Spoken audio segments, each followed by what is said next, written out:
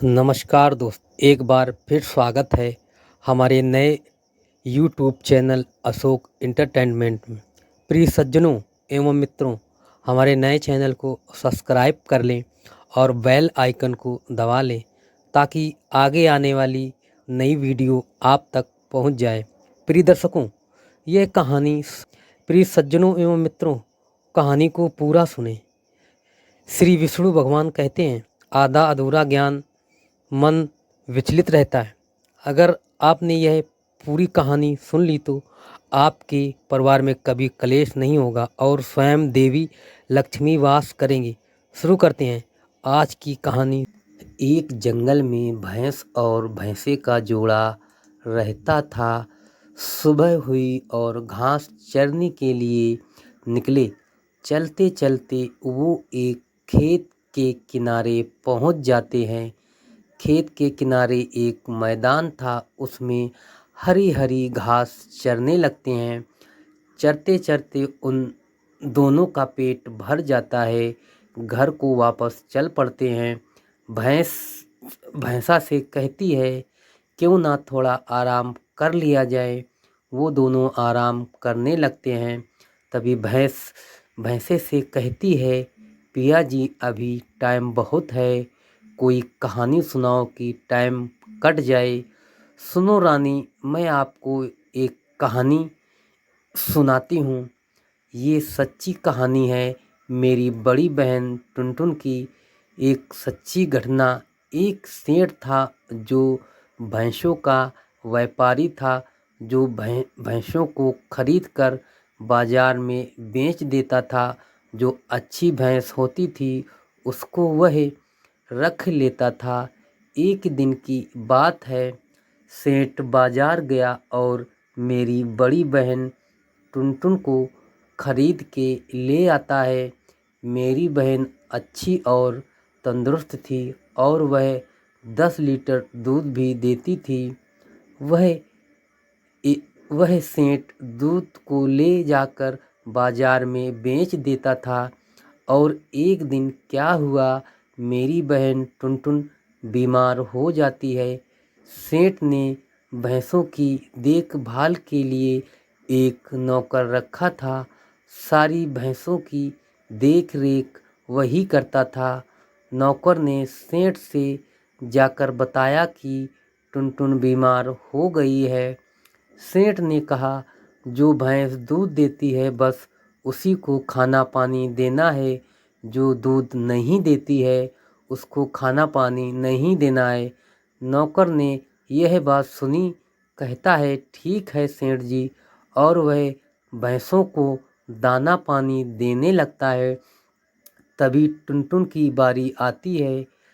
तभी नौकर सोचता है, यह बेचारी भूखी है, इसको खाना कैसे दूं। सेठ ने तो मना किया है, आज इसको चुपके से खाना दे देता हूँ। और फिर सुबह होती है और नौकर फिर भैंसों को खाना देने लगता है। तभी नौकर सोचता है, टुनटुन को भी खाना देना है, पर सेठ जी ने तो मना किया है। जैसे ही टुनटुन को खाना देने लगता है, सेठ देख लेता है। सेठ नौकर को बुलाता है, ये क्या कर रहे हो, हमने आपको मना किया था ना, जो भैंस दूध देती है उसी को खाना देना है। नौकर कहता है, ठीक है सेठ जी। और 5 दिन बीत जाते हैं। टुनटुन की हालत खराब होती जाती है। सेठ नौकर को आदेश देता है, इस भैंस को जंगल में छोड़ दो। और वह टुनटुन को ले जाकर जंगल में छोड़ देता है। उधर एक गरीब आदमी जा रहा था। तभी उसने देखा कि एक भैंस पड़ी रो रही थी। उस आदमी ने पूछा, क्या हुआ, क्यों रो रही हो। मैं बीमार हूँ, 5 दिन से खाना भी नहीं खाया है। और वह आदमी उस भैंस को ले जाता है और उसकी दवाई करवाता है। कुछ दिन बाद वो ठीक हो जाती है और वह आदमी टुनटुन को खाना पानी देता है और वह ठीक हो जाती है।